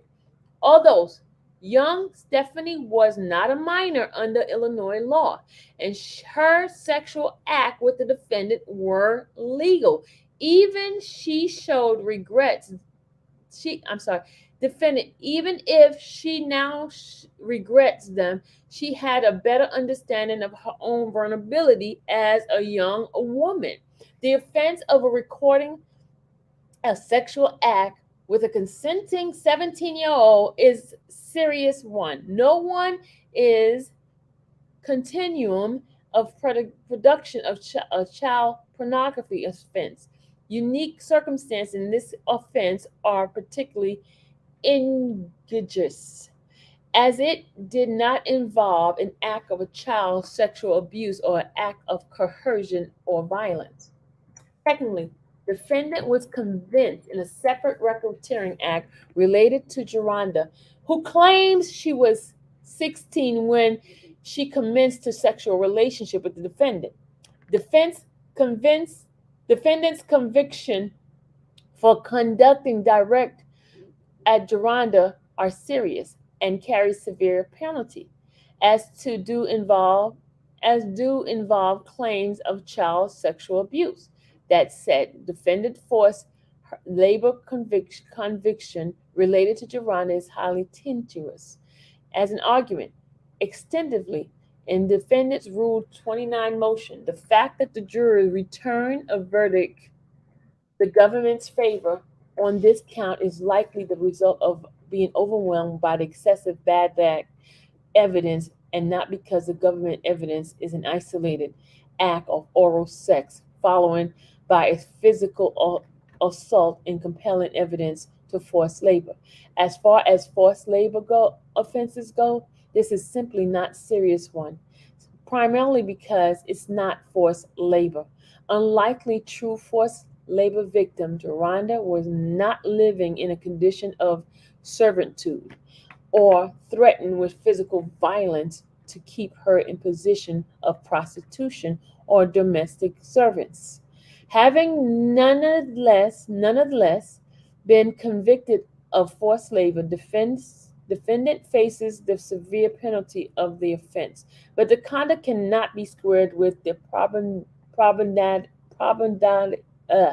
paradigmatic forced labor case. Third, defendant was convicted of several offenses related to Jane, including Mann Act violation in early 2015. A Mann Act violation related to child exploitation, mitigation circumstances that this court should consider when deciding the nature and circumstances of the offense. First, it is undisputed that the encouragement of her mother, Jane, falsely told defendant she was 18 when she met him at a hotel in Florida in 2015. Indeed, the meeting was engineered by Jane's parents, contrary to the government's contention in FN 15 of its sentencing letter. Defendant was not on notice of Jane's age when they met at the hotel. Jane expressly testified that she lied to the defendant about her age, and that when the police arrived to the hotel, defendant confronted her about her age. Jane reassured him that she was 18. Defendant invited the police officer into the hotel room to proceed to check Jane's identification.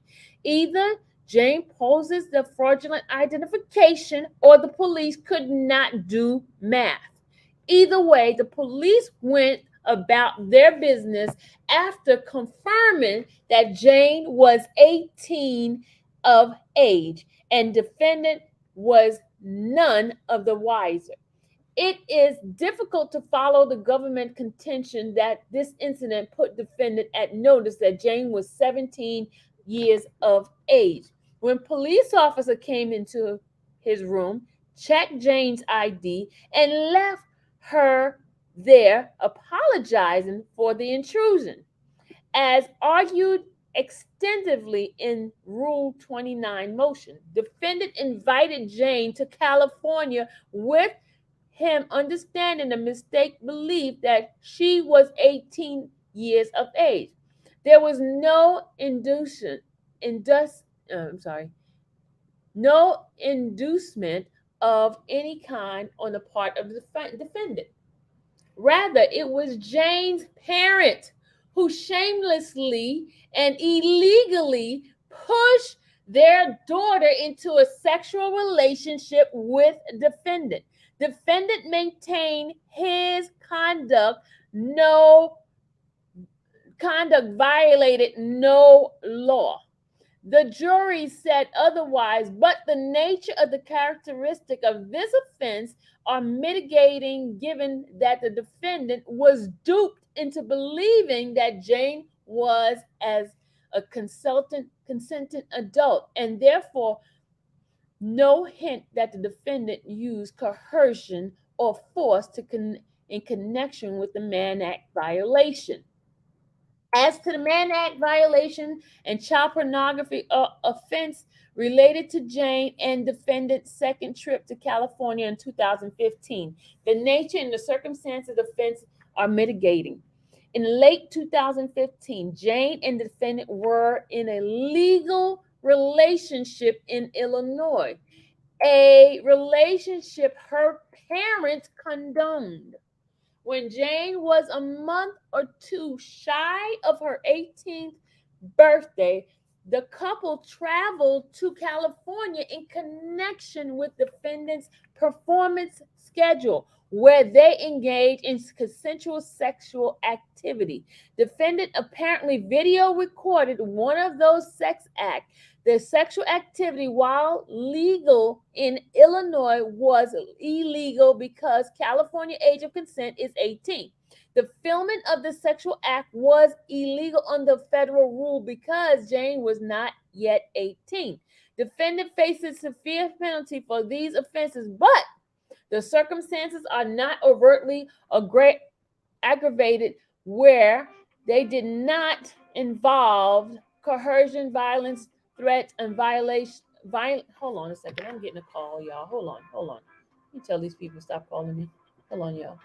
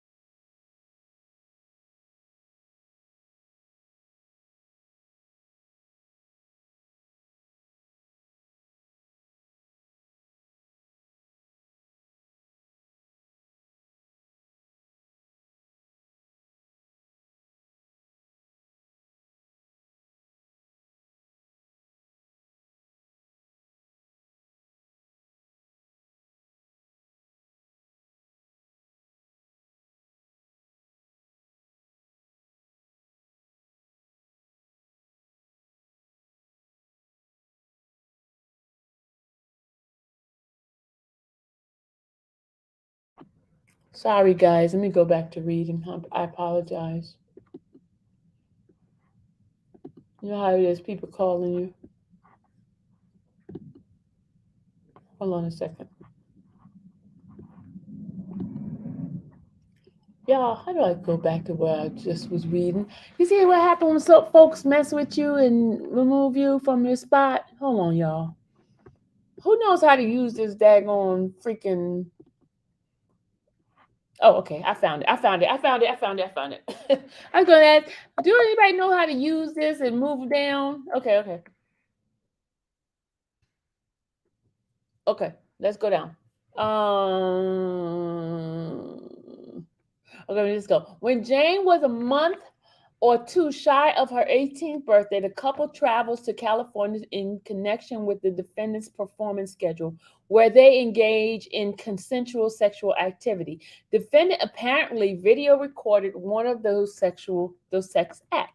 The sexual activity, while legal in Illinois, was illegal in California. The age of consent is 18. The filming of the sex act was illegal under federal law because Jane was not yet 18.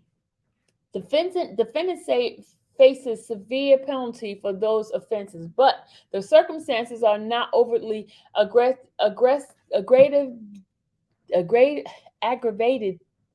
aggravating, where they did not involve coercion, violence, threat of violence, or particularly young child. Fourth, the defendant was convinced for several offenses related to isolated act. I'm sorry. The defendant was convicted. I said convinced. The defendant was convicted of several offenses related to isolated sex act with Faith, who was not a minor, as argued extensively in Defendant Rule 29. The government evidence of Mann Act violation and forced labor as to Faith was wanting. Even if this court disagreed, the nature and the circumstances of the offense pertaining to Faith were mitigating even by Faith's own account. In connection with Racketeering Act 12 and 14, Faith's testimony reflects that the defendant invited her to New York for his performance, and she accepted. Although the Mann Act violations are predicate on Faith claim that the defendant exposed her to herpes, Faith never contracted genital herpes. Faith never contracted genital herpes, a mitigating factor. Turning to the fourth labor offense related to Faith. An argued super isolated sexual act, even unpleasant one, are not forced labor. It is best light. The government's evidence shows that the defendant directed Faith to give him oral sex and grab her neck before placing his penis in her mouth. Faith later testified that she did not want to do it, and she never claimed that she was forced or felt threatened to comply. The forced labor statute was not enacted to remedy isolated occurrence like the one described by Faith. Notably, even Faith refused to call herself a victim and characterized her interaction with the defendant as her choice. On cross examination, Faith admitted that she was not a victim and had made a choice to be with the defendant. Reference 2385. Question. On the podcast we spoke about this morning, the paper route. On that show, you said during the interview, I don't like the word victim because I don't feel like I am a victim. I am a young woman. And let it be clear, I made a choice to be involved with that person. Do I feel like everything he did was right? Hell no. But I had a choice, and that's why I walked away. I did not move in with him. I did not live with him. I did not take any money from him. There is a choice that you have to make. You said that. Answer. Correct. Question. You made a choice. Answer. Correct. Question. You're not a victim. Answer. Correct. The government focused primarily on the excessive other bad act evidence that it placed before the jury to make its case that the defendant's conduct was exceptionally serious. The government placed outsized emphasis on the 30-year conduct that never proved beyond a reasonable doubt, some of which was never shown to be the product of any coercion. More than one witness testified against the defendant reluctantly, clearing out, clearing, cooperating because the government pressured. At least one of the government witnesses, an alleged victim, sent an unsolicited. Y'all hear this? You hear this? Listen to this. At least one of the government's witnesses, an alleged victim, sent an unsolicited letter to the defendant apologizing for her testimony, suggesting that her testimony was strong arm. In a letter dated April 7, 2022, the government witness wrote, Rob, I have so much to say. Please let me know if you even want me to write. I will know writing isn't your thing. Call me if it's easier for you. I hope you know I never wanted anything to do with this.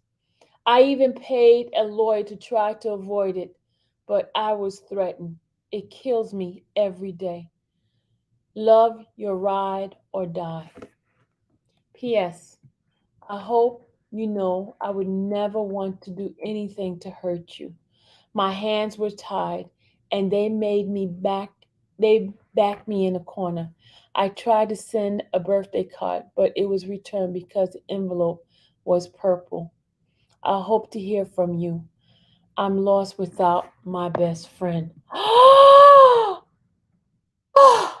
Yeah.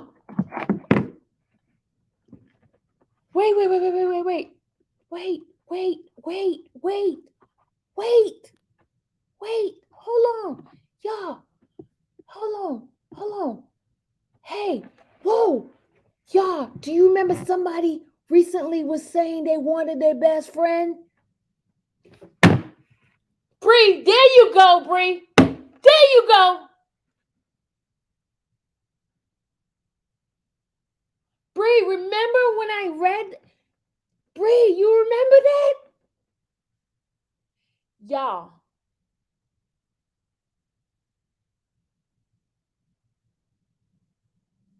You remember that?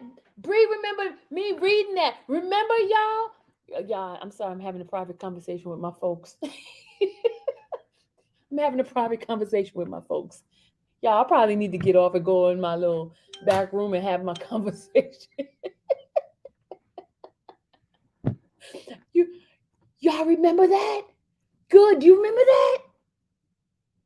Y'all remember that? I told you God gave me a gift. I told y'all. I told you God gave me a gift. I told you. I told you. I told y'all. I told y'all. I told y'all. I told y'all.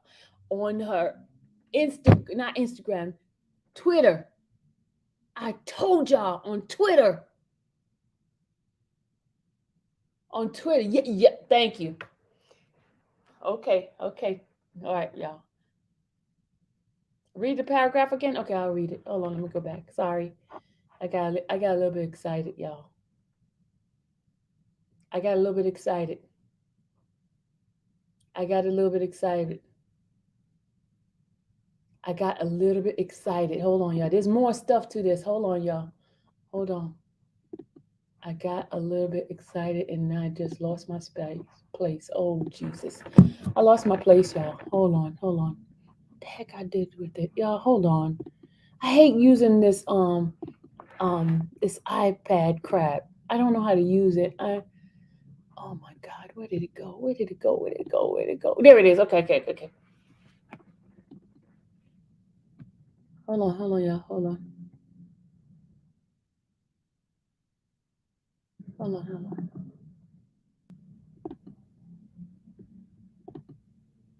my God, where did I put it at?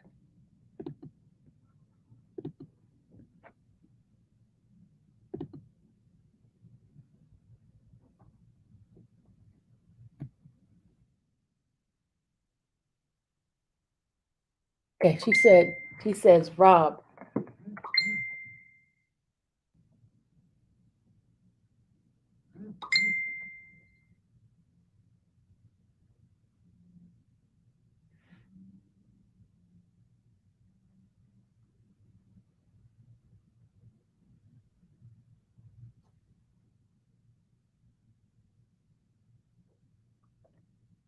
Okay, you ready? Okay, this is what the person said. On April 7, 2022, one of government's witnesses, Rob, I have so much to say. Please let me know if you even want me to write. I'm writing. I know writing isn't your thing. Call me if it's easier for you.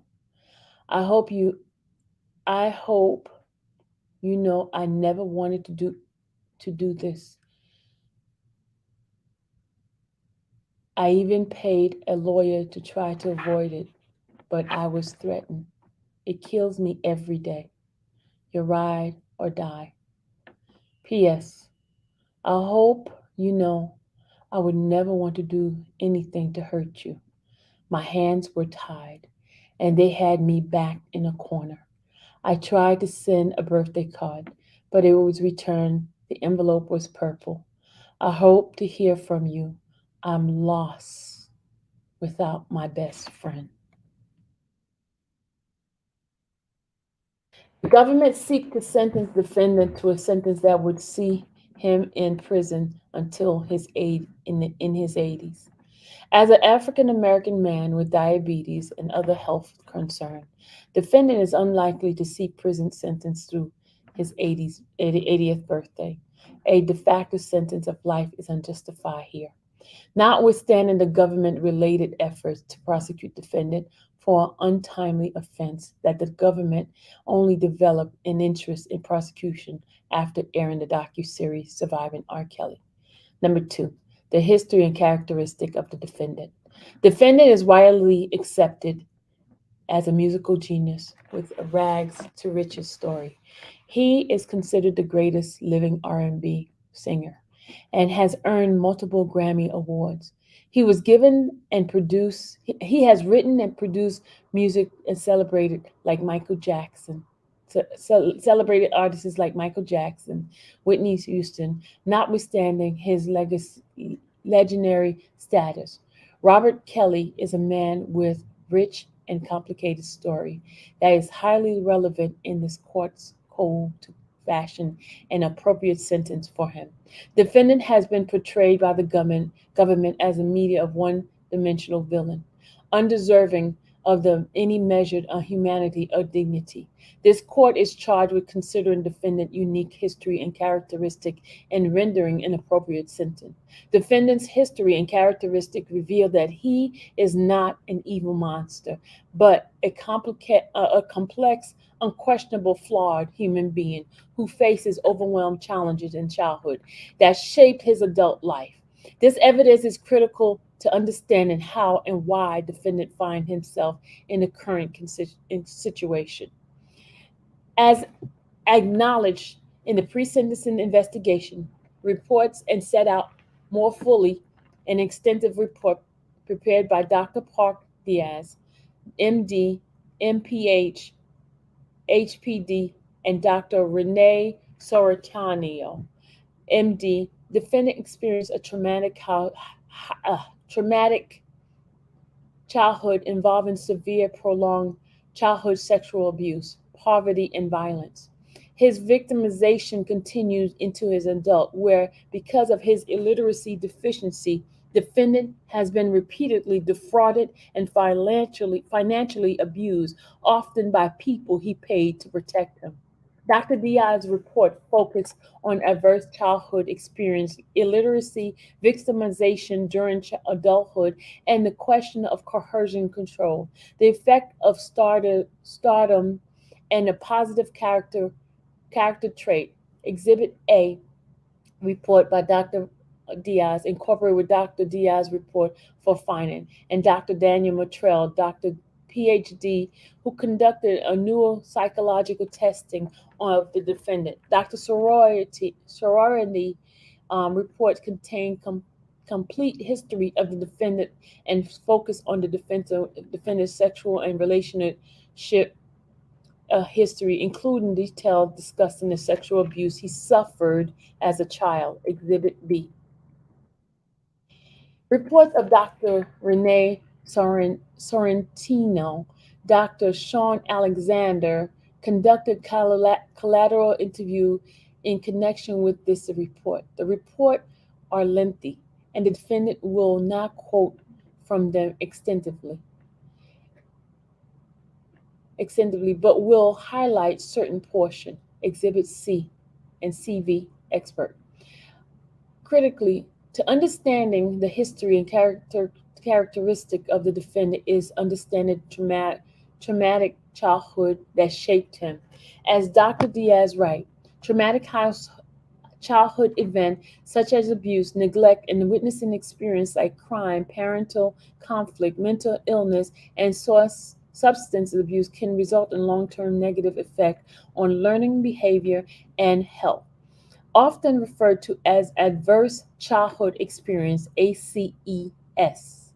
These type of events create dangerous level of stress that can derail healthy brain development and increase risk of smoking, alcoholism, depression, heart disease, and dozens of illnesses and unhealthy behavior throughout life. Dr. Diaz's opinion that defendant endorses the significant high number of adverse childhood ACE experiences that cannot be overlooked when considering his history and characteristic. Dr. Diaz writes, many of Mr. Kelly's problems are known to be adverse outcome associated with cognitive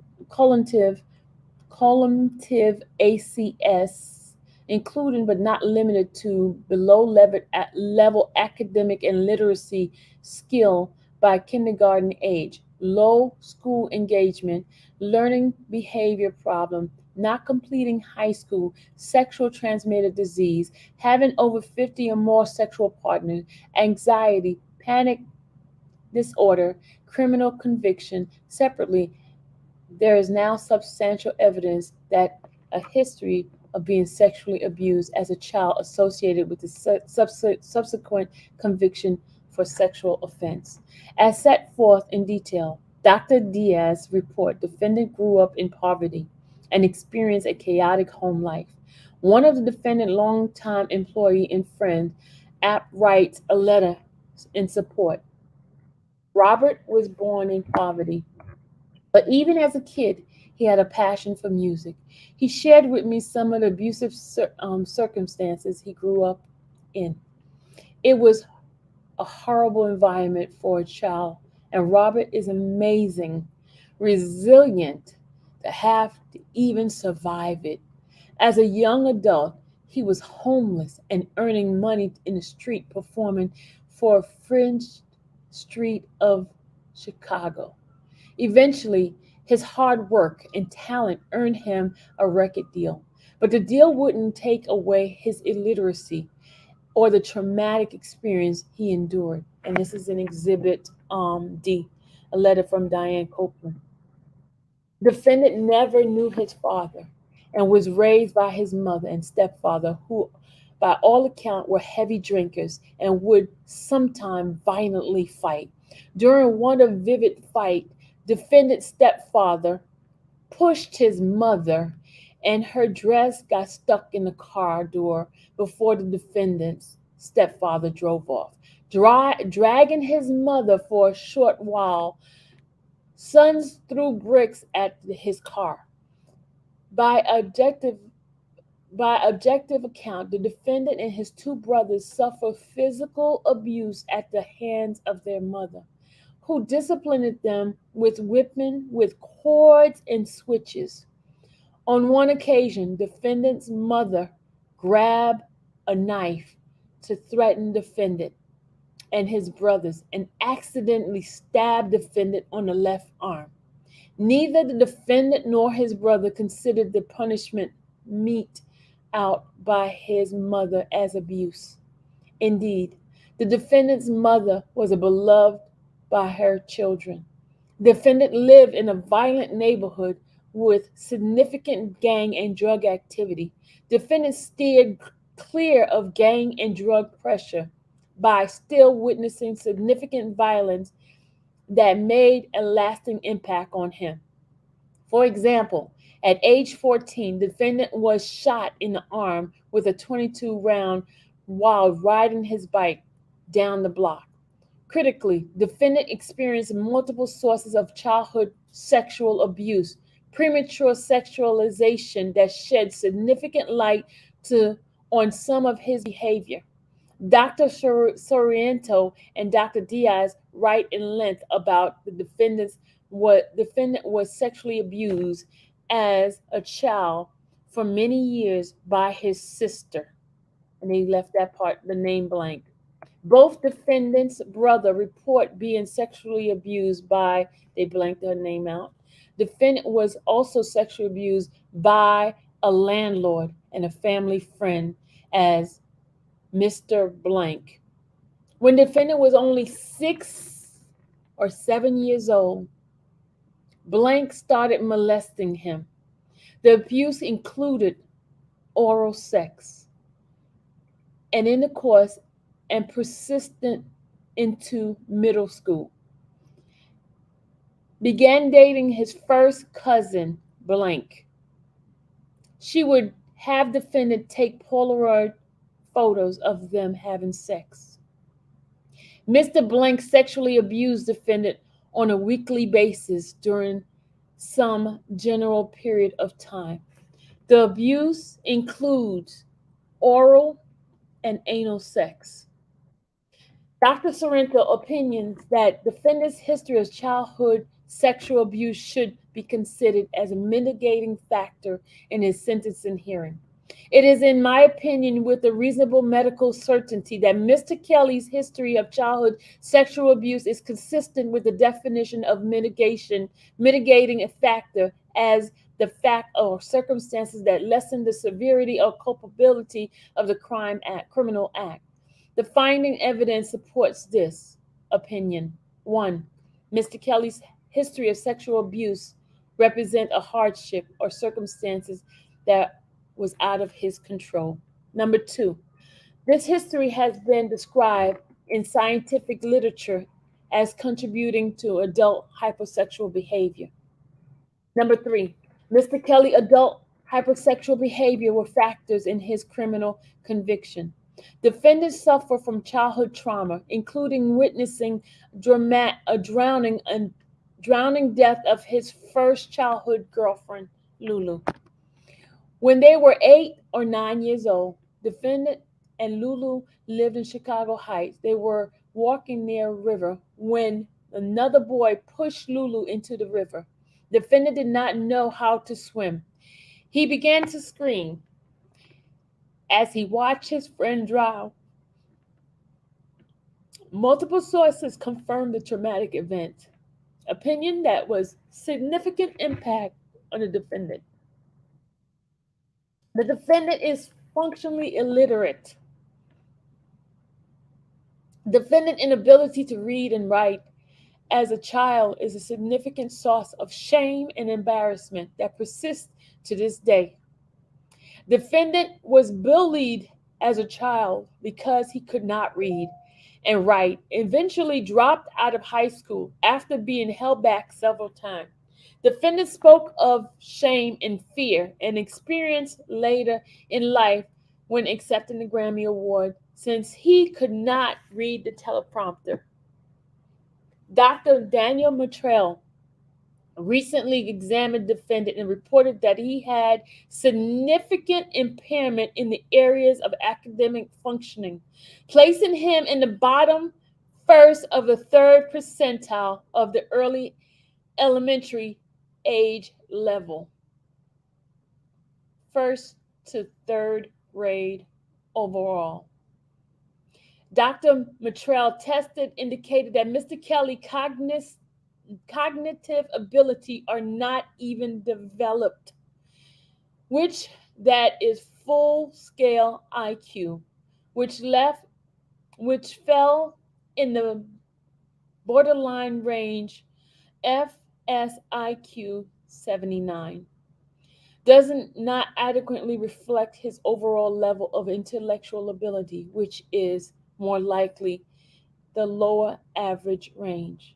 It is part due to his lack of school learning. Defendant literacy deficiency have led to a chronic victimization as adult. Defendant has been financially exploited his entire adult life. At one point in his career, he was told he was worth 900 million. He is now destitute. Dr. Diaz also detailed a number of positive attributes of the defendant, as reported by collateral sources. Defendant is by all account a generous and forgiving person. Defendant has employed his family and friends and continuously reemployed them after they stole from him. One of the defendant's friends recounted, he really is a good heart, has a really good, I'm sorry, he really has a good heart. He's not a bad person. He has a real forgiving heart, you know? People did things to him, people around him that sued him and came back. And he forgave them. And he gave them their jobs back. And you know, he's real. He's a real kind-hearted person. Exhibit A, page 29. Another friend described the defendant as follows. He's a compassionate and empathetic. When Robert learned of a shooting that took place that claimed many lives and devastated a small community in Virginia, he stopped what he was doing and wrote a song called Rise Up, which is this day is still played, and every penny of the proceeds shared by the family, the colleges, and the community. Exhibit D, letters from Alicia Evans. Another time I recall worth honorable mention was when Robert was on the news. When Robert saw on the news that a horrific incident had taken place at the E2 nightclub, his hometown. There had been a stampede where 21 people stampled to death. Robert gave 21 family who he did not know money towards funeral expenses. Defendant also described a down to earth. No, defendant is described as a down to earth and someone who eschewed the celebrity life, more comfortable in keeping close to the community of his childhood. Reports from Dr. Diaz and Dr. Sorrento's and supporting letter provide additional significant evidence of defendant history and characteristic. Number 3, reflecting on the seriousness of the offense. The sentence does not exceed 10 years reflection, the seriousness of the offense, promote respect to the law and provided just punishment. Number 4, affording deterrence and protecting the public. The government has no basis to predict the defendant would offend again at the age of 65 if sentenced to a reasonable sentence. Indeed, the lion's share of the conduct alleged by the defendant decades old, demonstrated the defendant is not currently a risk to the public. As Dr. Diaz and Doctors Diaz and Sorrentino confirmed defendant is neither a pedophile nor sexual sadist. Dr. Sorrento opinion. I considered the diagnosis of pedophilia given to Mr. Kelly, alleged history of sexual contact with minor. The diagnosis of pedophilia is used to refer to an individual who experienced recurring intense sexual arousal, fantasies, and sexual urges involving sexuality activity of pre-puberty child or children, generally ages 13 and younger. I reject the diagnosis because Mr. Kelly does not report a history of sexual arousal to pre-pubic individual, and his sexual behavior has never involved pre-pubic individual. I considered the diagnosis of sexual sadism given the government's claim that Mr. Kelly's behavior includes sadistic content. The diagnosis of sexual sadism requires the presence of recurrent or intense sexual arousal from the physical or psychological suffering of another person as manifested by fantasies, urges, or behavior. I reject the diagnosis of sexual sadism because Mr. Kelly does not report a history of sexual arousal or physical or psychological suffering of another. None of Mr. Kelly's sexual behavior includes sexual gratification from the physical or psychological suffering of a sexual partner. In light of the foregoing, the government lacks the basis to conclude that the defendant is a danger to the public and must be incapacitated until death. Conclusion. For the foregoing reason, defendant contends that the sentence that exceeds 10 years imprisonment is unjustified. Respectively submitted, Jennifer Bon Jean.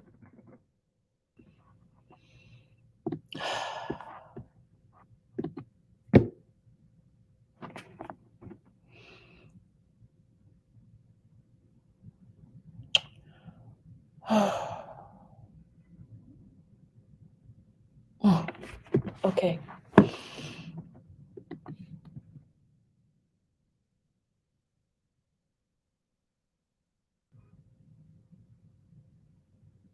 Asking to close to begin. I'm not needy, just in a bind.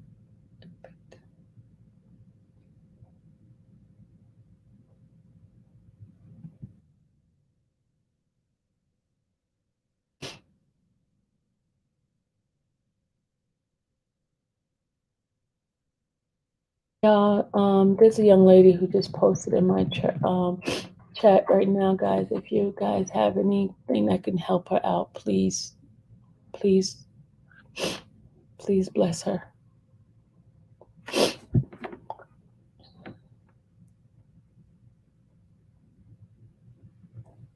Please bless her. Here's a cash app. It's $LATTIMORES.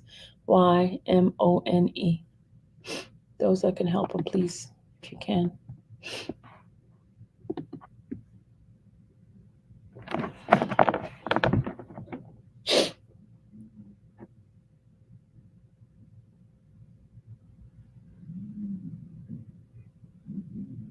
What's already gone? What's gone?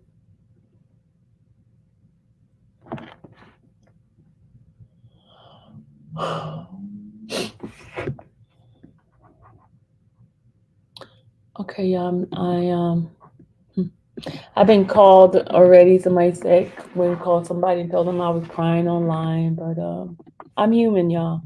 I'm a human being. I have feelings, and I'm not ashamed to say I feel for someone.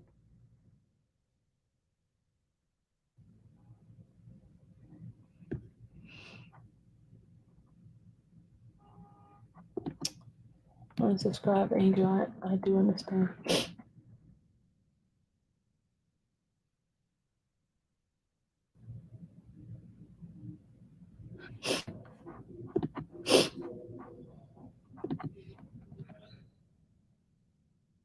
Yes, thank God that Robert is released. Released, no longer held. Check my text. Which text? Which phone? Perspective.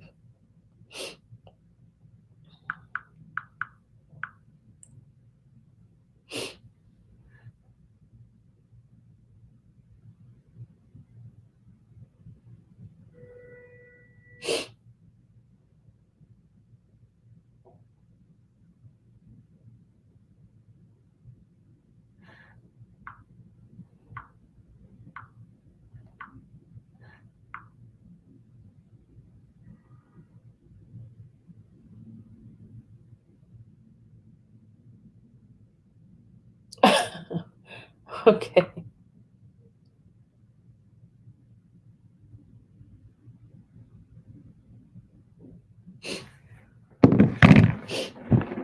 Okay. Okay. Thank you. Perspective. The right to move 804. You probably gonna have to read because this is like 2 hours of this. I've been reading. I've been reading this stuff here. Yeah. Yeah. Koopy. Okay, guys. Oh, let me take myself off. I had put on a thing because I didn't want y'all to see me looking crazy. Oh my God, the diva, man. Y'all had me reading this a second time, and I was like, it was not as bad as the first time when I read it. Yeah, I saw the pictures.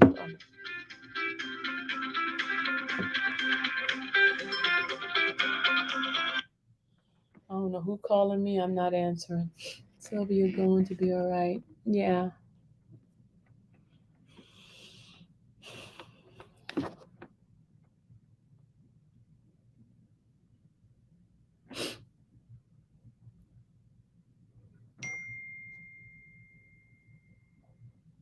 Yeah, I'm gonna keep it up, Felicia. I'm not gonna take it down.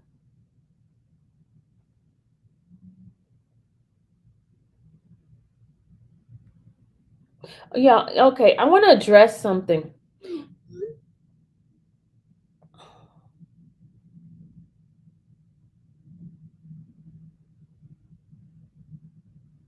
Oh my God, y'all? Okay, Joycelyn wrote a letter too. Dear Honorable Judge Donnelly, thank you for the opportunity to share my experience with Robert. My name is Joycelyn Savage. I am Robert Kelly's fiance. I'm writing this letter in support of Robert in advance of his sentencing, so I can explain to the court I am not the victim that the government has portrayed me to be. My relationship with Robert is amazing. Oh my God, I'm ready to cry. Okay, I'm sorry. My relationship with Robert is amazing. He is the best thing that could ever happen to me. We have a very special connection and are deeply in love. I still support Robert to this day because I love him and will always be here to support him. Robert is not the monster that the government has described him to be. The Robert I know is very sweet, gentle, and kind. At the end of the day, he has always made sure that I am taken care of, and any other women he was with as well. Robert Roberts is an all-around incredible person.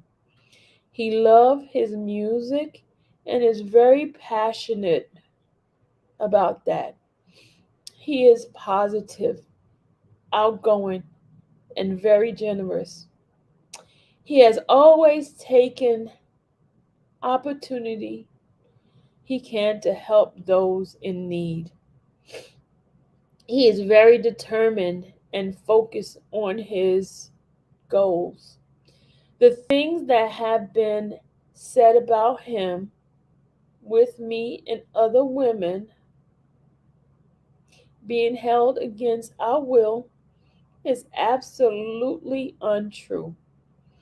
It is the complete opposite of who he is and what my relationship is like with Robert. Robert and I are deeply in love, and it breaks my heart that the government has created a narrative that I am a victim. I am a grown woman and can speak for myself, which is why I wanted to provide this letter to the court.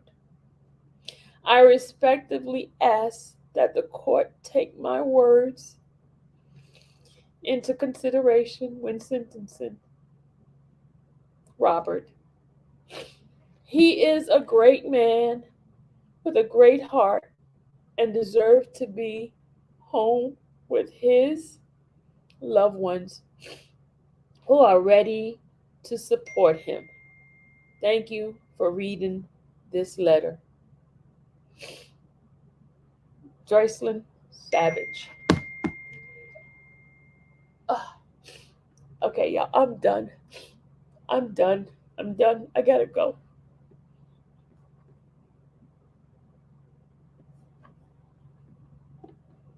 Done.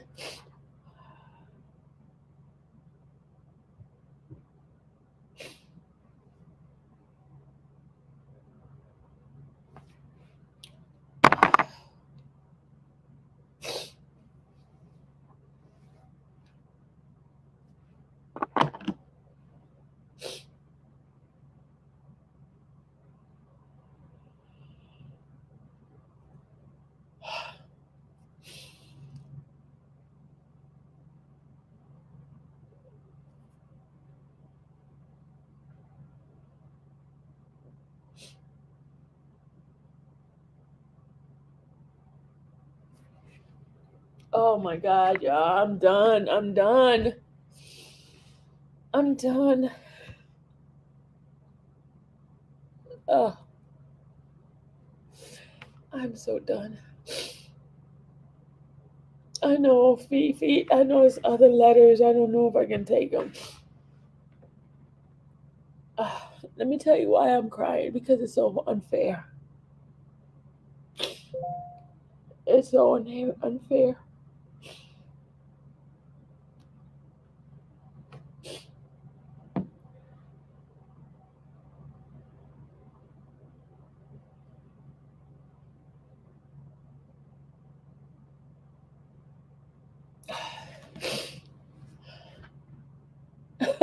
I'm ready. I'm ready. I'm ready. I gotta go, guys. I'm serious. I gotta go.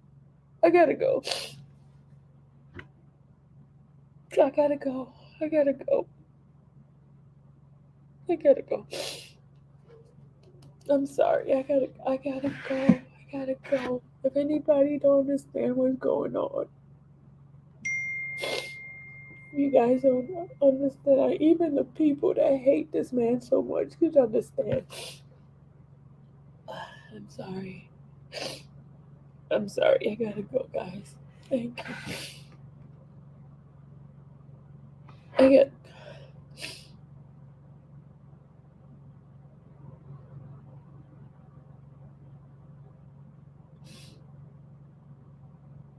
Yeah, yes, Ray. It's been lifted. His man's been holding all of this inside for so long because the world said men are not supposed to tell what's going on with them. Yeah, I gotta go. I see you guys.